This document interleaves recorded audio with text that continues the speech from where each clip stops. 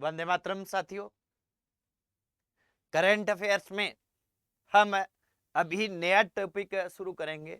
आप सभी साथी हेडिंग डाल लेंगे राजस्थान बजट, राजस्थान का बजट 2022-23।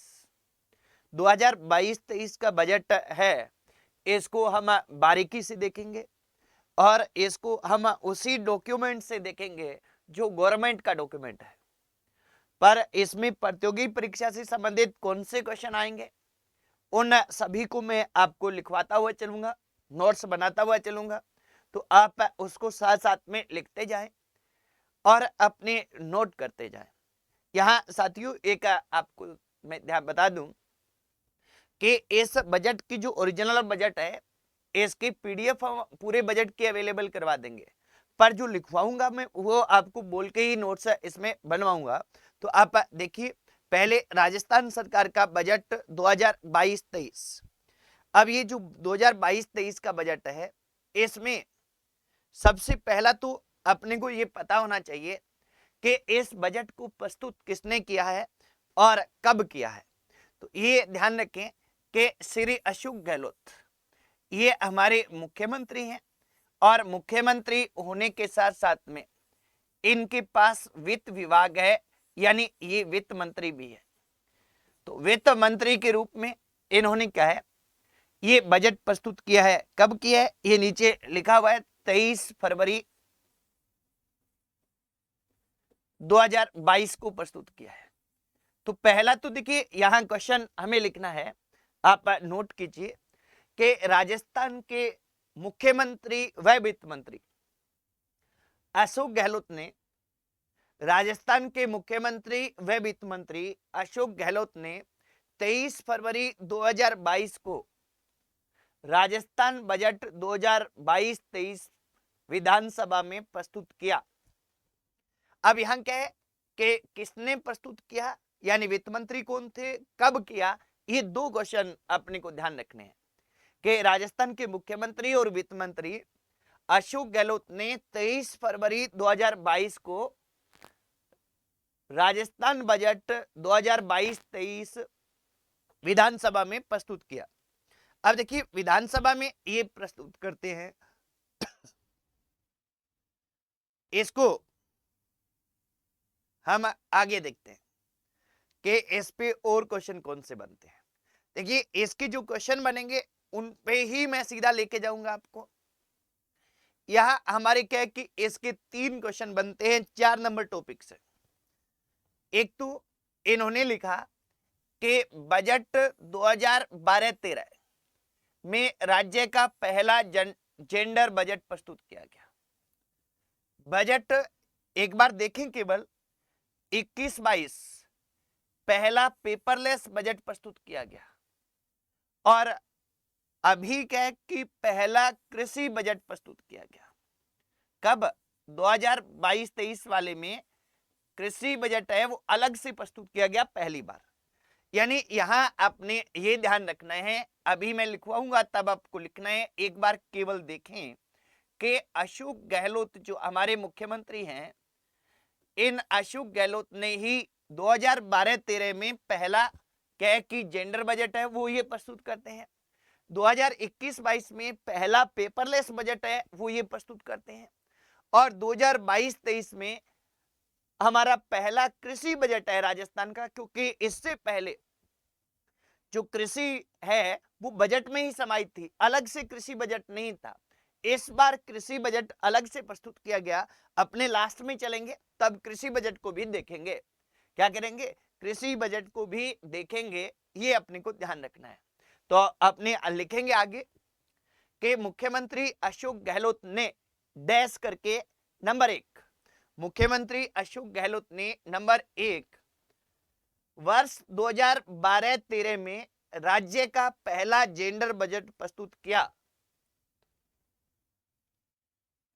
वर्ष 2012-13 में, ये 12-13 वाला ध्यान रखना है, राज्य का पहला जेंडर बजट प्रस्तुत किया। नंबर 2, वर्ष 2021-22 में राज्य का पहला पेपरलेस बजट प्रस्तुत किया। और नंबर 3, वर्ष 2022-23 में राज्य का पहला कृषि बजट प्रस्तुत किया। तो ये 3 महत्वपूर्ण क्वेश्चन हैं, वो इनके रहते हैं, तो इनको आप नोट कर लीजिए, ठीक है। इसके बाद में हम आगे बढ़ते हैं कि आगे इस बजट में कहां क्वेश्चन बनते हैं। अब देखिए आगे इस बजट में क्वेश्चन कहां बने हैं उनके हम बात करते हैं। अब देखिए आगे वाले बजट में इन्होंने क्या है कि कोरोना के कारण हमारी जो आर्थिक व्यवस्था बिगड़ी है, हालांकि करंट अफेयर्स में भी आजकल महामारी और प्रबंधन जोड़ दिया है, वहां भी ये काम आएगा, वहां भी काम आएगा, सभी जगह काम आएगा, योजनाओं में काम आएगा। अभी पहली बात हम योजना पे कर रहे हैं, और इसका क्वेश्चन अच्छी बात यह है कि अभी पीछे जो पेपर हुआ था उसमें पूछा गया है और आगे आने वाले पेपर्स में भी पूछा जाएगा। तो इन्होंने कोरोना के कारण जो हमारी अर्थव्यवस्था है ये अपनी पटरी से उतरी है, इसके लिए राज्य की जनता को कुछ राहत देने का प्रयास किया है। अब देखिए यहां आप एक लाइन लिख सकते हैं, वो ये लिख सकते हैं कि इस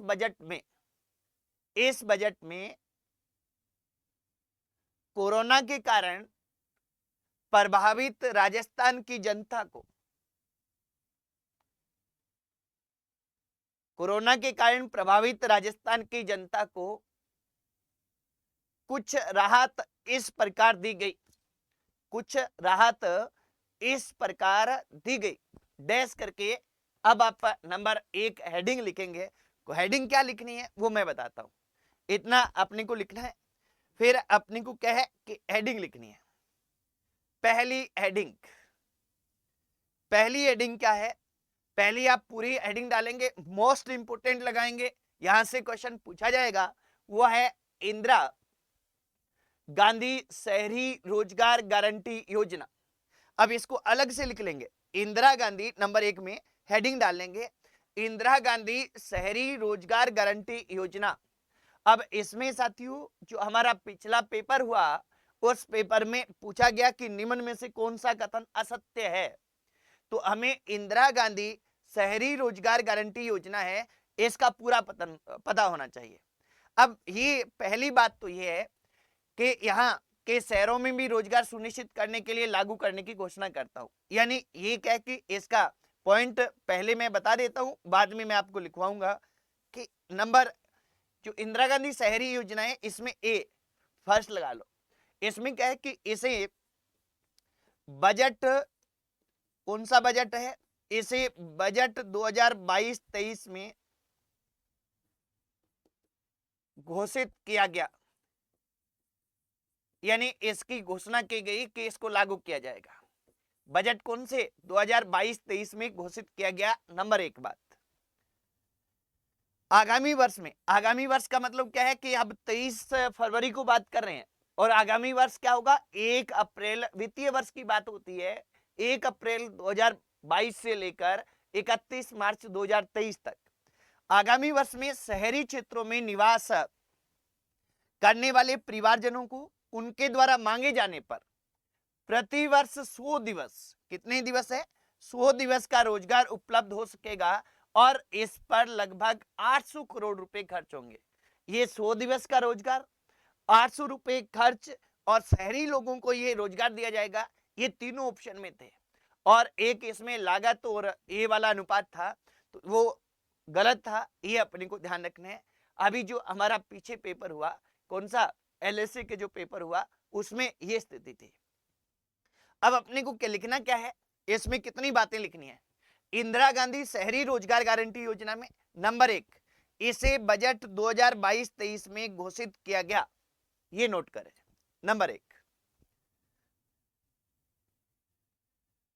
नंबर 2, इस योजना से शहरी क्षेत्र में निवास करने वाले लोगों को, इस योजना से शहरी क्षेत्र में निवास करने वाले लोगों को मांगे जाने पर, यहां एक विशेष बात यह है, यह ध्यान रखना है, मांगे जाने पर क्या है, इस योजना से शहरी क्षेत्र के लोगों को मांगे जाने पर प्रतिवर्ष 100 दिवस का रोजगार उपलब्ध करवाया जाएगा। अब यहां क्या शहरी क्षेत्र हो गया और 100 दिवस हो गए एक साल में, उपलब्ध करवाया जाएगा। हाँ जी, इतना लिख दिया। नेक्स्ट नंबर 3 लिखेंगे, इस पर लगभग 800 करोड़ रुपए वार्षिक, वार्षिक कह दो या प्रति वर्ष कह दो, खर्च होंगे। इस पर लगभग 800 करोड़ रुपए प्रति वर्ष खर्च होंगे। ये आपकी कौन सी योजना हो गई? ये हो गई इंदिरा गांधी शहरी रोजगार गारंटी योजना। मोस्ट इंपोर्टेंट है, इंपोर्टेंट विशेष लगा देंगे। हालांकि बजट पूरा ही इंपोर्टेंट होता है, पर इसमें ये मोस्ट इंपोर्टेंट है। अब देखिए हम किसकी बात कर रहे हैं कि कोरोना काल में जो अर्थव्यवस्था पटरी से उतरी है, उसके बाद अपने राजस्थान की जनता को क्या राहत दी गई, उसमें सबसे पहला काम यह किया गया कि इंदिरा गांधी शहरी रोजगार गारंटी योजना है, वो शहरी लोगों को रोजगार उपलब्ध करवाने के लिए प्रारंभ की गई। क्लियर है? ये एक नंबर पॉइंट। इसके बाद में नेक्स्ट अगली सुविधा क्या देते हैं? अगली सुविधा ये क्या देते हैं, इसमें आप हेडिंग डाल लेंगे सेकंड में सीधा ही, क्या है? इसको आप मनरेगा कह देंगे, महात्मा गांधी या नरेगा कह देंगे। महात्मा गांधी नरेगा योजना सीधा कहते हैं, मनरेगा या सीधा नरेगा भी कहते हैं, ऐसी हेडिंग डाल लीजिए। इसमें एक ही पॉइंट है, क्या है कि इस योजना के तहत क्या किया जा रहा था? प्रतिवर्ष है ग्रामीण क्षेत्र के लोगों को, कहा ग्रामीण क्षेत्र के लोगों को, गांव के लोगों को, वो शहरी वाला था, शहरी वाला पहली बार किया गया। ग्रामीण क्षेत्र के लोगों को एक साल में 100 दिवस का रोजगार उपलब्ध करवाया जा रहा था राज्य सरकार के द्वारा। और इसे बढ़ाकर राज्य सरकार ने क्या कर दिया? राज्य सरकार ने 125 दिवस कर दिया है। कितना कर दिया है? 125 दिवस कर दिया है, ये आपको ध्यान रखना है।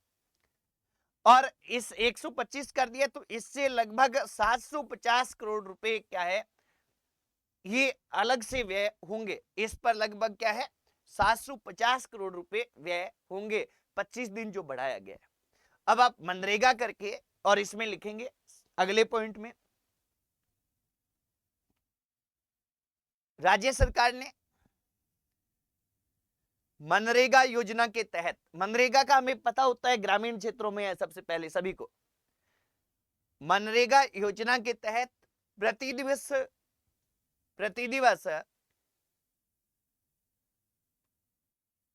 100 दिवस के रोजगार के स्थान, रोजगार 100 दिवस के रोजगार को बढ़ाकर 125 दिवस, 125 दिवस अंडरलाइन करना है, 125 दिवस कर दिया है। 100 दिवस के रोजगार को बढ़ाकर 125 दिवस प्रति वर्ष कर दिया है, एक साल में, यानी प्रति वर्ष कर दिया है। नेक्स्ट सेकंड पॉइंट इसमें लिख लीजिए, इस पर 750 करोड़ रुपए व्यय होंगे। क्योंकि ये क्या है कि साथियों आजकल ट्रेंड है, अभी जैसे एलएसए के पेपर में आया, ये ट्रेंड क्या रहता है, ये पूछा जाता है कि इस पे कौन सा सत्य कौन सा असत्य, तो उसमें आया था 800 करोड़ रुपए की राशि व्यय होगी, तो यहाँ 750 करोड़ रुपए की होगी। तो ये अपने पता होना चाहिए कि ये सही है कथन गलत है। ठीक है, तो ये 2 नंबर पॉइंट। इसके बाद में नेक्स्ट नंबर 3 पॉइंट, और इसमें आपको हेडिंग क्या डालनी है? इसमें हेडिंग डालनी है आपको ब्रिज कोर्स। आप हिंदी में लिख लीजिए ब्रिज कोर्स।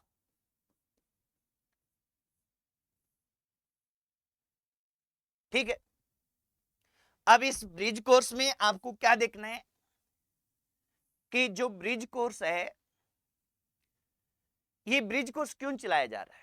कि कोरोना काल में क्या है कि पहले आप सुने फिर मैं लिखवा दूंगा कि कोरोना काल में क्या है कि जो शिक्षा है ये भी अव्यवस्थित हुई है, और शिक्षा की जो नुकसान हुआ है उस नुकसान की भरपाई के लिए राज्य सरकार ने घोषणा की है कि जो आगामी वर्ष होगा इसमें 3 माह का क्या है कि एक विशेष कोर्स ब्रिज कोर्स चलाया जाएगा। और इस ब्रिज कोर्स के लिए 75 करोड़ रुपए है, ये क्या किए जाएंगे? खर्च किए जाएंगे। कितने किए जाएंगे? 75 करोड़ रुपए है, ये खर्च किए जाएंगे, ये अपने को ध्यान रखना है। तो यहां ब्रिज कोर्स क्यों किया जा रहा है, एक बात, दो कितनी अवधि का होगा, और तीन कितनी राशि खर्च होगी। तो पहला लिखिए, ब्रिज कोर्स लिख के नंबर 1 पॉइंट लिखिए उसमें, कोरोना काल में शिक्षा में हुए नुकसान की भरपाई के लिए यह कोर्स संचालित किया जाएगा। कोरोना काल में शिक्षा में हुए नुकसान की भरपाई के लिए क्या किया जाएगा, यह कोर्स संचालित किया जाएगा। Point number 1।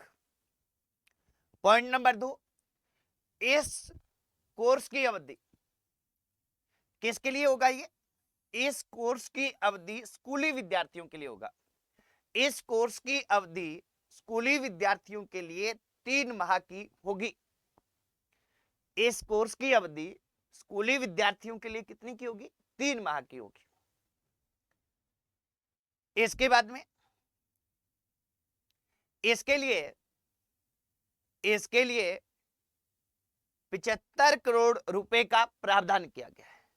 कितना प्रावधान किया गया है, इसके लिए 75 करोड़ रुपए का प्रावधान किया गया है, यह अपने को ध्यान रखना है। कितना प्रावधान किया गया है, 75 करोड़ रुपए का प्रावधान किया गया है। 3 बातें नोट कर दी आपने।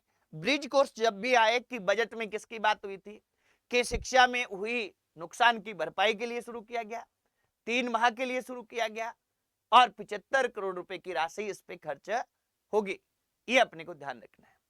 ठीक है, इसके बाद में नेक्स्ट अगला हमारा क्वेश्चन, अगला देखिए, इसको थोड़ा सा पहले अच्छी तरह से हमें समझना है। ये पूरा कोर्स है, सॉरी पॉइंट है, पूरा क्या है, पूरा पॉइंट है 4 नंबर। इस 4 नंबर को पहले अच्छे से समझिए और बाद में हम लिखेंगे। देखिए 4 नंबर पॉइंट में पहले तो किसको राहत दी गई है, इसकी हेडिंग क्या रहेगी, घरेलू बिजली उपभोक्ताओं को राहत। घरेलू बिजली उपभोक्ताओं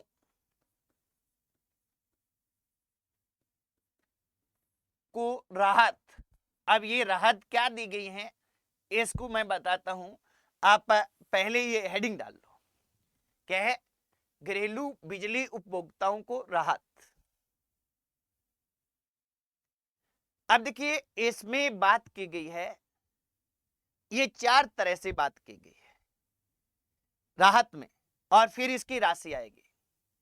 पहले हम 4 तरह की बात करेंगे कि 4 तरह की बात क्या हुई, और फिर इस पे राशि कितनी खर्च होगी, इस कारण ये बात हम करेंगे।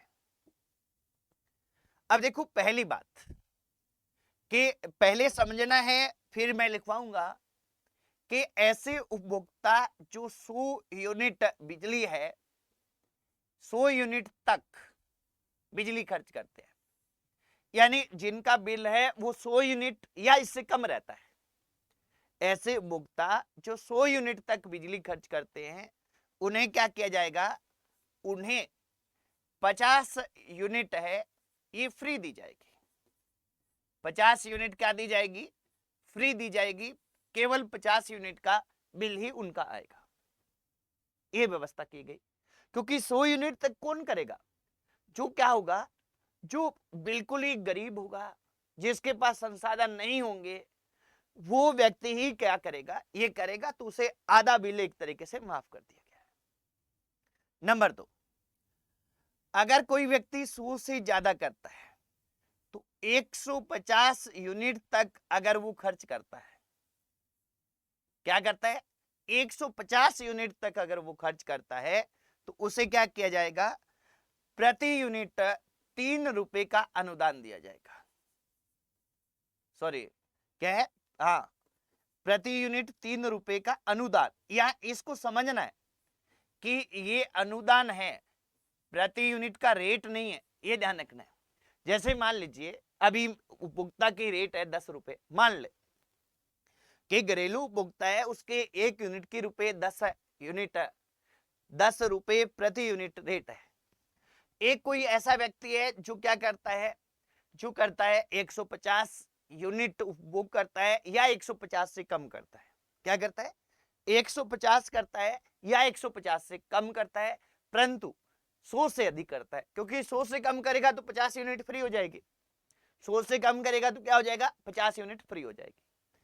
100 से अधिक और 150 से कम उपभोक्ता जो बिजली का उपभोग करते हैं, उनके लिए ये है कि उन्हें प्रति यूनिट 3 रुपए का अनुदान दिया जाएगा, यानी 10 रुपए प्रति यूनिट रेट होगा तो उन्हें 7 रुपए में उपलब्ध करवाई जाएगी।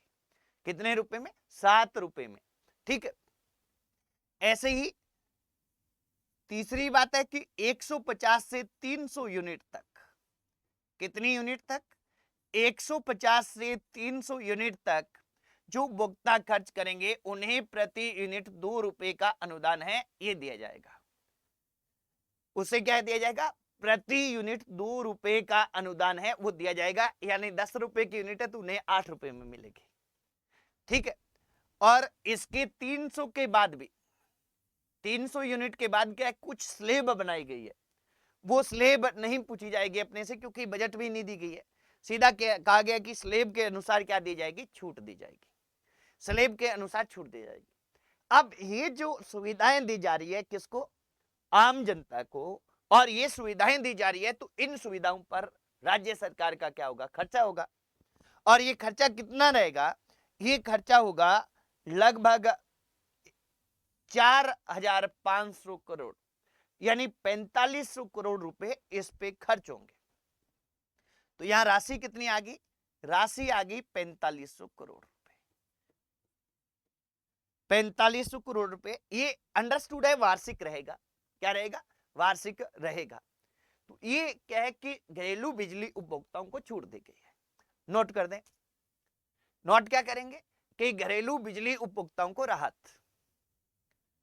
100 यूनिट तक उपभोग करने वाले उपभोक्ताओं को लिखेंगे, 100 यूनिट तक उपभोग करने वाले उपभोक्ताओं को 50 यूनिट फ्री उपलब्ध करवाई जाएगी। 50 यूनिट फ्री दी जाएगी, यानी 50 का ही बिल लगेगा, 50 फ्री रहेगी। 50 यूनिट फ्री उपलब्ध करवाई जाएगी। सेकंड नंबर पॉइंट, 150 यूनिट तक, 150 यूनिट तक बिजली उपभोग करने वाले उपभोक्ताओं को प्रति यूनिट 3 रुपए का अनुदान दिया जाएगा। यह अब अंडरस्टूड हो जाएगा कि 101 से 150 के बीच में 150 यूनिट तक बिजली का उपभोग करने वाले उपभोक्ताओं को 3 रुपए यूनिट का क्या दिया जाएगा? अनुदान दिया जाएगा। नंबर 3, 150 से 300 यूनिट तक उपभोग करने वाले उपभोक्ताओं को 150 से 300 यूनिट तक उपभोग करने वाले उपभोक्ताओं को प्रति यूनिट 2 रुपए का अनुदान दिया जाएगा। प्रति यूनिट 2 रुपए। क्यों? पॉइंट बना के लिखना है। पॉइंट बना के लिखते हैं ना तो बहुत इजी याद होता है। ठीक है। इसके बाद में नेक्स्ट लिखेंगे 300 यूनिट, 300 यूनिट से अधिक उपभोग करने वाले उपभोक्ताओं को स्लेब के अनुसार, स्लेब के अनुसार छूट दी जाएगी, यानी उनके लिए भी छूट रहेगी, कुछ ना कुछ छूट जरूर रहेगी। इसके लिए स्लेब बनाई गई है, उसके अनुसार छूट दी जाएगी। ये इंपॉर्टेंट पॉइंट नहीं है, पर अपने को क्या है कि कौन सा सत्य है कौन सा असत्य है, जब ये पूछ लिया जाए तब जानकारी हमें होनी आवश्यक है कि इसमें क्या दिया गया है। इसलिए हम मूल बजट पढ़ रहे हैं, इसलिए हम मूल आर्थिक समीक्षा पढ़ेंगे जो हमारे को हजारों विद्यार्थियों से आगे करेगी। नेक्स्ट, अगला लिखेंगे इससे, नए पॉइंट से, इससे राज्य सरकार पर लगभग 4,500 करोड़ रुपए का भार आएगा। इससे राज्य सरकार पर लगभग 4,500 करोड़ रुपए का भार आएगा। ये घरेलू उपभोक्ताओं को राहत दी गई है। ये हमने 4 चीजें नोट की हैं। ये क्या है कि अर्थव्यवस्था हमारी कोरोना काल में चरमराई है, उसके कारण राहत दी गई है। उसके कारण क्या है, राहत दी गई है। और चूंकि हमारे क्या है कि ये महामारी और इसका प्रबंधन भी रहता है, तो इसमें भी ये महत्वपूर्ण भूमिका निभाएंगे चारों के चारों पॉइंट कि राज्य सरकार ने इस महामारी के कारण क्या छूट दी है। ठीक है, इतना नोट हो गया। इसके बाद में आगे बढ़ेंगे। आगे देखिए, अब आप एक विशेष हेडिंग डालेंगे, वो हेडिंग रहेगी, ये आज कंप्लीट यही करेंगे अपने, काफी लंबा ये काम रहेगा। इसको क्या है कि चिकित्सा एवं स्वास्थ्य सुविधाएं, एक बड़ी हेडिंग, सब हेडिंग डाल देंगे, क्योंकि चिकित्सा एवं स्वास्थ्य सुविधाओं में बहुत सी चीजें हैं, उनको हम पॉइंट बना के नोट करते जाएंगे। चिकित्सा एवं स्वास्थ्य मेन हेडिंग आप इसमें डाल देंगे। जो बजट हम कर रहे हैं वो कोरोना काल में जो राहत दी गई थी वो थी। इसके बाद में ये नया पॉइंट है चिकित्सा एवं स्वास्थ्य सेवाएं, यानी चिकित्सा और स्वास्थ्य के लिए इस बजट में क्या घोषणाएं की गई हैं, उनकी बात हम करेंगे। अब देखिए, यहां अपने को एक ध्यान रखना है कि ये पीछे के बजट की बातें बताई गई है, तो पीछे वाली हमें ध्यान नहीं रखनी है। पीछे वाली जो योजनाएं हैं वो हम जब योजना करेंगे तब देखेंगे। यहां मेन चीज क्या है, यहां मेन चीज है, आप बजट के हिसाब से ही पढ़ेंगे एक बार हम, कि आप यहां छोटी सी हेडिंग डालेंगे, सब हेडिंग, कि मुख्यमंत्री चिरंजीवी स्वास्थ्य बीमा योजना। कौन सी? मुख्यमंत्री चिरंजीवी स्वास्थ्य बीमा योजना। और मुख्यमंत्री चिरंजीवी स्वास्थ्य बीमा योजना है, इस योजना में क्या किया गया है? इस योजना में ये कब लागू की गई थी? ये पिछले बजट में लागू की गई थी। क्या की गई थी?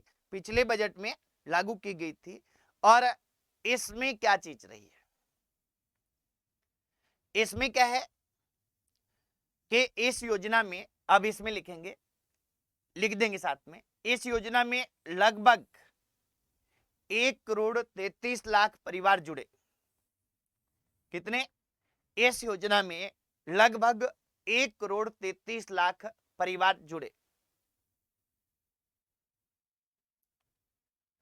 और 7,41,000 से ज्यादा लोगों को, नए पॉइंट लिखना है, 7,41,000 से ज्यादा लोगों को लगभग 930 करोड़ रुपए के कैशलेस इलाज की सुविधा प्रदान की गई।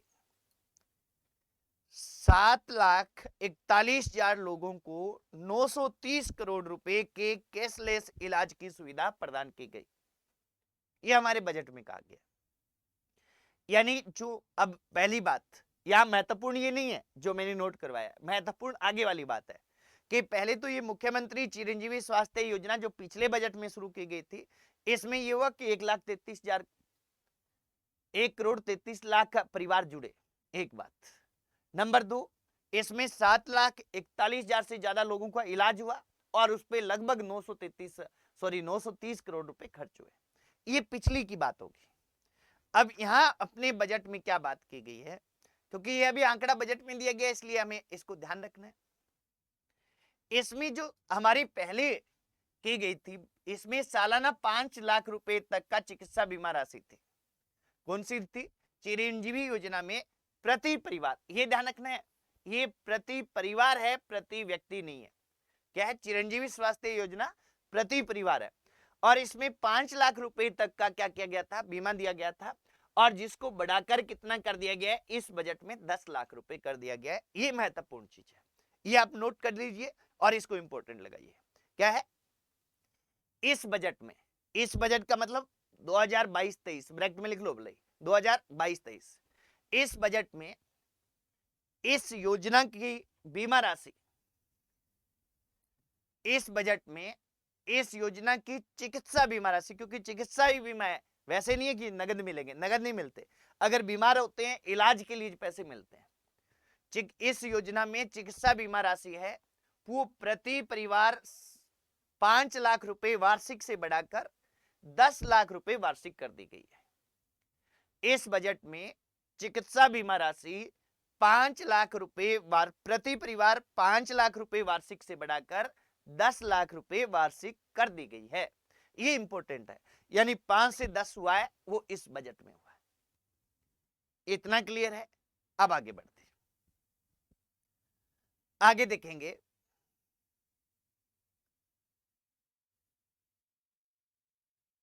अब देखिए ये कुछ एक फैक्ट है, ये फैक्ट है, आप वैसे नोट कर देंगे, वैसे ही नोट कर देंगे 2 लाइन में। एक तो ये लिख देंगे कि 2 अक्टूबर, क्योंकि जो भी बजट में लिखा जाता है ना वो पूछ लिया जाता है। 2 अक्टूबर 2011 को मुख्यमंत्री निःशुल्क दवा योजना का प्रारंभ मुख्यमंत्री अशोक गहलोत द्वारा किया गया।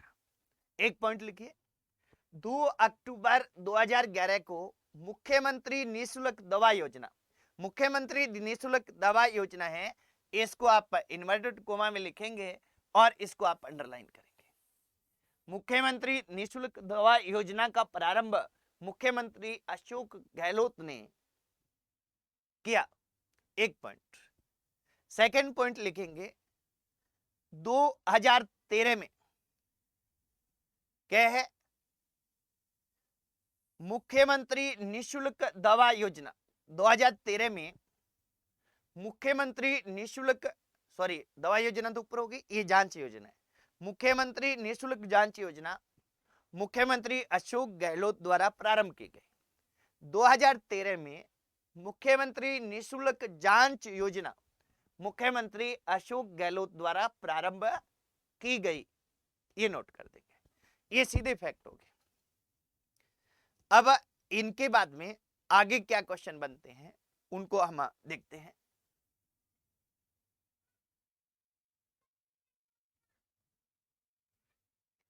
अब ये महत्वपूर्ण रहेगा, मोस्ट इंपोर्टेंट। देखिए एक तो पहले क्या है, इंदिरा गांधी शहरी रोजगार गारंटी योजना है, वो इंपोर्टेंट है। उसके बाद में ये दूसरी योजना है, इसकी हेडिंग डालेंगे मुख्यमंत्री चिरंजीवी दुर्घटना बीमा योजना।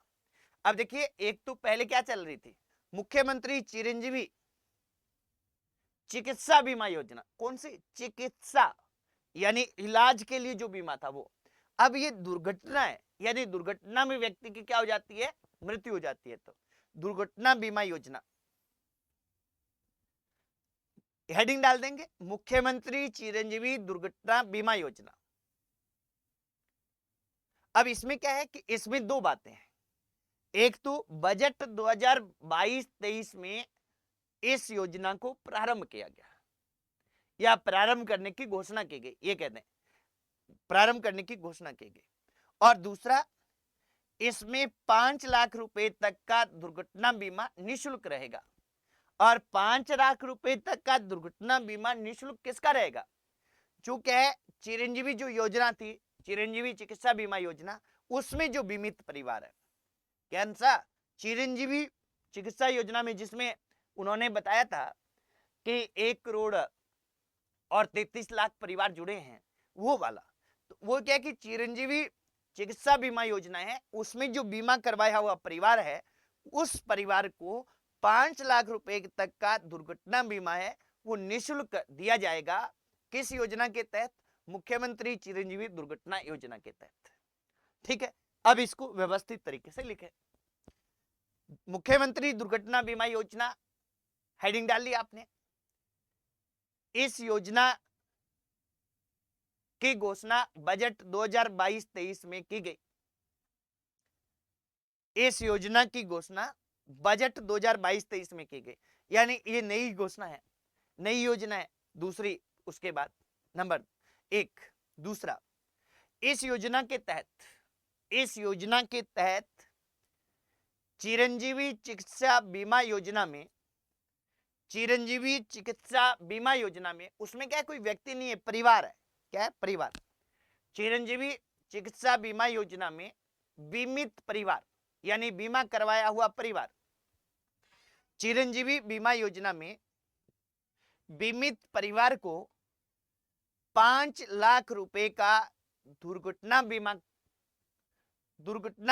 बीमा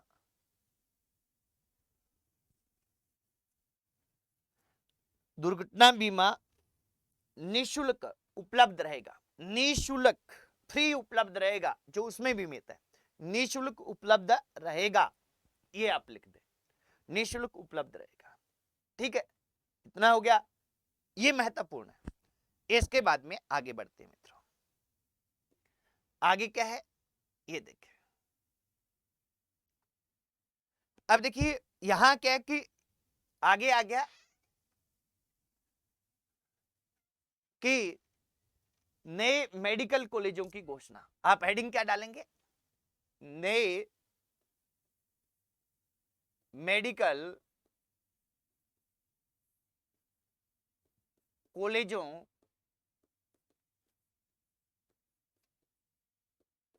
की घोषणा, नए मेडिकल कॉलेजों की घोषणा, ये हेडिंग डाल देंगे। अब देखो इसमें क्या है कि प्रदेश में 15 नए मेडिकल कॉलेजों हेतु 1224 करोड़ रुपए से क्या है कि 1224 करोड़ यानी 1224 करोड़ हो गए, 1224 करोड़ है, ये की लागत से क्या है नए चिकित्सालयों का निर्माण किया जाएगा। इसमें बेड क्षमता है, ये आपको याद नहीं रखनी है। 15 कॉलेजों के लिए 1224 करोड़ रुपए की लागत से चिकित्सालयों का निर्माण कार्य है वो आगामी वर्ष में किया जाएगा, ये इसमें घोषणा हुई है। और ये क्या है कि कहां कितना किया जाएगा ये पूरा डिटेल इसमें दिया गया है, पहले आप नोट कीजिए इसको।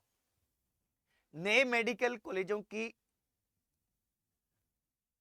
घोषणा में लिखेंगे, नंबर 1, प्रदेश में खुलने वाले 15 नए मेडिकल कॉलेजों के लिए इस बजट में, प्रदेश में खुलने वाले 15 नए मेडिकल कॉलेजों में इस बजट में 1224 करोड़ रुपए का प्रावधान किया गया है।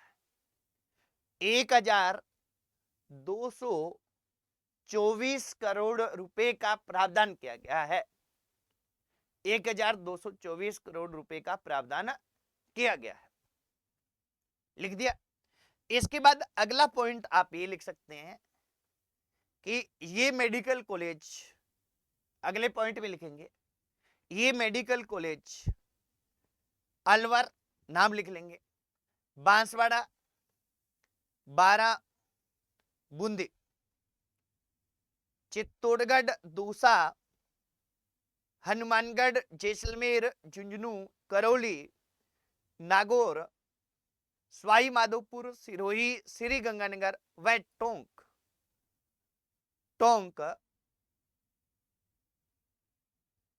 में खोले जाएंगे, ये 15 मेडिकल कॉलेज कहां खोले जा रहे हैं, अलवर, बांसवाड़ा, बारा, बूंदी, चित्तौड़गढ़, दौसा, हनुमानगढ़, जैसलमेर, झुंझुनू, करौली, नागौर, सवाई माधोपुर, सिरोही, श्री गंगानगर व टोंक में खोले जाएंगे, अब ये नए मेडिकल कॉलेज हो गए। पहले तो कितने खुल रहे हैं, 15, दूसरा कितनी राशि का प्रावधान किया गया है, 1224 करोड़, 1224 करोड़, और तीसरा ये 15 स्थान कौन से हैं, तो ये 15 स्थान ये हैं, ठीक है, यहां पे खोले जाएंगे। इसके बाद में नेक्स्ट अगला पॉइंट में अपनी हेडिंग रहेगी, वो हेडिंग क्या रहेगी, वो आप हेडिंग डालेंगे नर्सिंग कॉलेज। क्या डालेंगे, नर्सिंग कॉलेज, ये हेडिंग डालेंगे, ठीक है।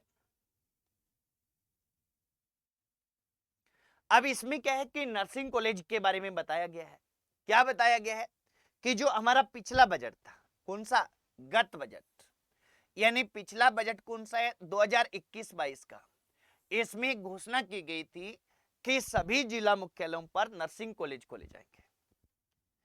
यह घोषणा किसमें हुई है, पिछले बजट में, यानी बजट 2021-22 में सभी जिला मुख्यालयों पर नर्सिंग कॉलेज खोलने की घोषणा की गई थी। नंबर 1 बात तो यह ध्यान रखनी है। नंबर 2, वर्तमान में 8 जिलों में नर्सिंग महाविद्यालय संचालित है। 8 जिलों में। ये संचालित कितने सत्य असत्य में पूछा जाएगा या सीधा पूछा जाएगा कि अभी कितने नर्सिंग कॉलेज कितने जिलों में संचालित है, तो आपको ये ध्यान रखना है कि 8 जिलों में अभी संचालित है। 7 जिलों ये नाम दिए गए हैं, 7 जिलों में इनकी स्थापना का कार्य प्रगति पर है, यानी इनका निर्माण हो रहा है और आगामी वर्ष में शेष 18 जिलों यानी 8 जिलों में कार्यरत है, 7 जिलों में कार्य, 8 जिलों में तो संचालित है, चल रहे हैं, 7 जिलों में बन रहे हैं और कितने बचे 7 और 8 15, 33 में से 18 रहेगी पीछे, तो शेष 18 जिलों में क्या है, आगामी वर्ष में क्या किया जाएगा, मेडिकल जो सॉरी नर्सिंग कॉलेज है ये इसकी क्या की जाएगी, इसकी स्थापना की जाएगी। इतनी बात इसमें कही गई है। तो ये 3 बातें आप नोट कर लीजिए। नर्सिंग कॉलेज हेडिंग लिखिए और इसमें नंबर 1 पॉइंट लिखिए, बजट 2021-22 यानी पिछला बजट 2021-22 में सभी जिला मुख्यालयों पर नर्सिंग कॉलेज खोलने की घोषणा की गई थी। बजट 2021-22 में सभी जिला मुख्यालयों पर नर्सिंग कॉलेज खोलने की घोषणा की गई थी।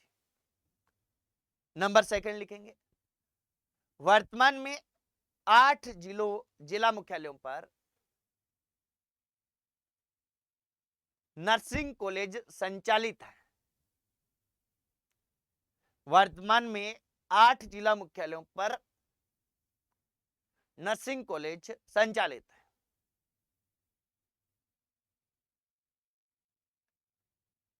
पॉइंट नंबर नेक्स्ट, 7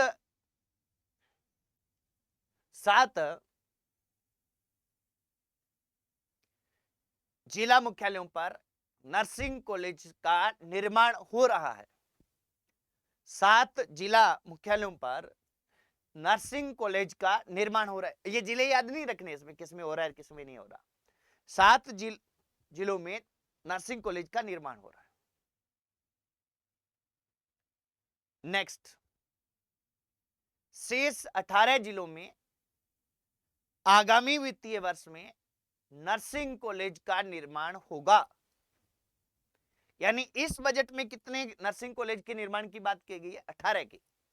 इस बजट में कितनी की गई है, 18 की। ये ध्यान रखेंगे, ठीक है। आगामी वित्तीय वर्ष में शेष 18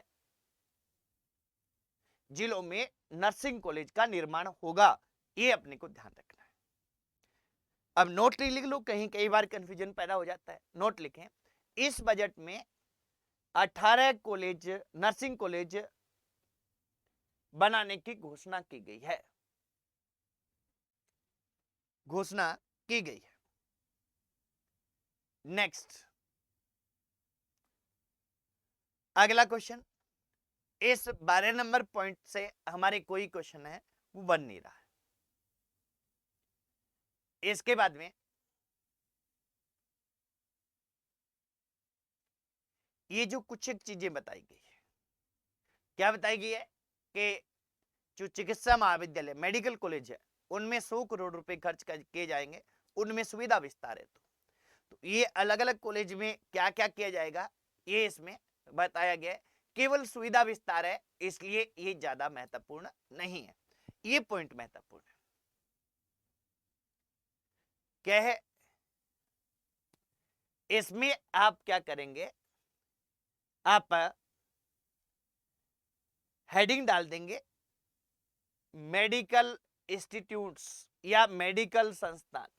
हिंदी में लिखेंगे तो क्या लिख देंगे, मेडिकल संस्थान या चिकित्सा संस्थान, मेडिकल इंस्टीट्यूट्स, मेडिकल संस्थान या चिकित्सा संस्थान, हेडिंग लिख लेंगे। इस हेडिंग के बाद हम क्या देखेंगे, पहले आप केवल देखें फिर हम नोट करेंगे कि आगामी वर्ष में कितने ये हैं, जयपुर, जोधपुर, अजमेर और कोटा में 250 करोड़ रुपए की लागत से, राशि कितनी है 250 करोड़, जगह कितनी है 4 है, जयपुर, जोधपुर, अजमेर और कोटा, और राशि है 250 करोड़। इससे मेडिकल इंस्टीट्यूट स्थापित किए जाएंगे।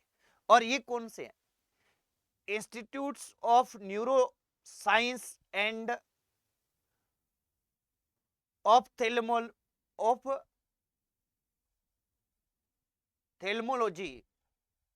कौन सा? Institute of neuro science and ophthalmology, ये एसएमएस मेडिकल कॉलेज जयपुर में स्थापित किया जाएगा। एक बात एक बार केवल देख लें, फिर अपने नोट कर लेंगे। आपने हेडिंग डाल ली है मेडिकल संस्थान, और इसमें क्या है दूसरा, इंस्टीट्यूट ऑफ न्यूरो साइंस, ये एसएन मेडिकल कॉलेज जोधपुर में स्थापित किया जाएगा। और इंस्टीट्यूट ऑफ पेडियाट्रिक्स, ये न्यूनेटोलॉजी एंड मैटरनिटी, ये क्या है? ये जेके लोन हॉस्पिटल कोटा में स्थापित किया जाएगा। और institute of paediatrics and neonatology, ये जवाहरलाल नेहरू मेडिकल कॉलेज अजमेर में स्थापित किए जाएंगे। यानी 250 करोड़ रुपए की लागत से ये 4 संस्थान है, ये स्थापित किए जाएंगे। अब इनको हम नोट क्यों कर रहे हैं? इनको नोट अपने इसलिए कर रहे हैं मित्रों, क्योंकि ये पूछने का ट्रेंड रहता है। क्या ट्रेंड रहता है? कि इंस्टीट्यूट ऑफ पेडियक एंड नियोनेथोलॉजी है, ये कहां स्थापित किया जाएगा? चारों ऑप्शन में मिलेंगे, तो ये थोड़ा हमें पता होना चाहिए। तो आप सबसे पहले तो लिखें मेडिकल संस्थान या चिकित्सा संस्थान, इसमें नंबर 1 पॉइंट लिखेंगे जयपुर, जोधपुर, अजमेर व कोटा में 250 करोड़ रुपए की लागत से नए मेडिकल इंस्टीट्यूट स्थापित किए जाएंगे। जयपुर, जोधपुर, अजमेर व कोटा में 250 करोड़ रुपए की लागत से नए इंस्टीट्यूट स्थापित किए जाएंगे। लिख लिया इतना। इसके बाद में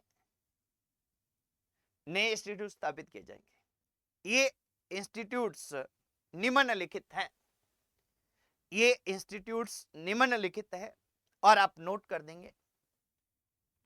ये नाम है, नंबर 1 नोट कर देंगे, SMS medical college Jaipur, institutes of neuro science and ophthalmology, institutes of neuro science and ophthalmology, SMS medical college Jaipur, number 1 note कर दिया होगा आपने। इसके बाद में सेकंड नोट करेंगे, ये पीडीएफ अवेलेबल हो जाएगी आपको, institute of neuro science, institute of neuro science, आगे लिखेंगे SN medical college Jodhpur, SN medical college Jodhpur, institute of neuro science, SN medical college Jodhpur. इसके बाद में institute of paediatrics, neonatology and maternity, ये कहां पे है? JK Lon hospital Kota, JK Lon hospital Kota. और लास्ट लिखेंगे institute of paediatrics and neonatology, ये है JLN medical college Ajmer, JLN medical college Ajmer. ये हमारा क्या है कि जो मेडिकल संस्थान थे उनसे संबंधित क्वेश्चन कि 4 जगह, पहला तो सीधा ही आएगा कि ये नए मेडिकल संस्थान स्थापित करने की किस स्थान पे घोषणा हुई है, किस पे नहीं हुई है, तो ये 4 में से कोई 3 ऑप्शन में होंगे या 1 ऑप्शन में होगा, किस तरह पूछा जाता है। यानी हमें जयपुर, जोधपुर, अजमेर और कोटा विशेष का ध्यान रखने हैं। फिर थोड़ा सा इस पे रीडिंग कर लेना है, बहुत ज्यादा इस पे गौर करने की आवश्यकता नहीं है। इसके बाद में जो 15 नंबर पॉइंट है, इस 15 नंबर पॉइंट में एक ही काम की चीज है, वह है कार्डियक लैब। आप इसमें हेडिंग डाल लेंगे कार्डियक लेब, हेडिंग ही डाल लेंगे, कार्डियक लेब, ये हेडिंग डाल लीजिए, डाल ली। अब लिखिए यह लेब एमडीएम अस्पताल मथुरा दास माथुर अस्पताल जोधपुर में स्थापित की जाएगी। बस ये क्वेश्चन है इंपॉर्टेंट इसका। कार्डियक लेब कहां की जाएगी? एमडीएम मथुरा दास माथुर हॉस्पिटल अस्पताल जोधपुर में स्थापित की जाएगी। ठीक है, कार्डियक लेब यह महत्वपूर्ण रहेगी, इस पे आप गौर करेंगे और सही तरीके से गौर करेंगे। लिख दिया। इसके बाद में 16 नंबर पॉइंट है, इस 16 नंबर से विशेष कोई क्वेश्चन नहीं आएगा।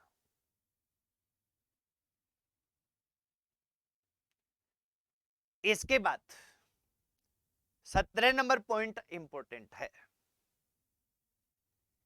इसमें आप हेडिंग डालेंगे डेंटल कॉलेज।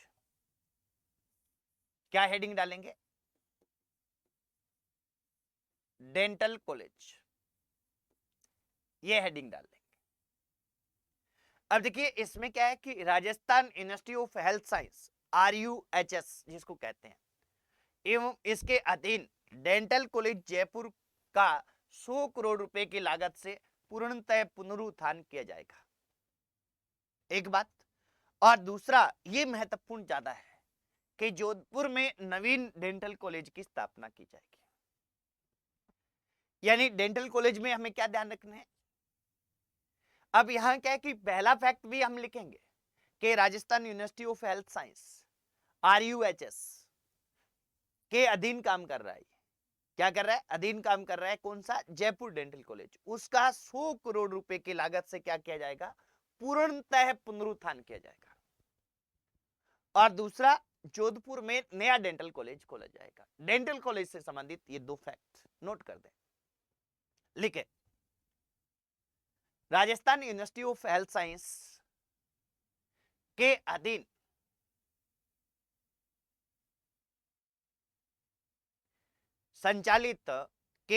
संचालित डेंटल कॉलेज जयपुर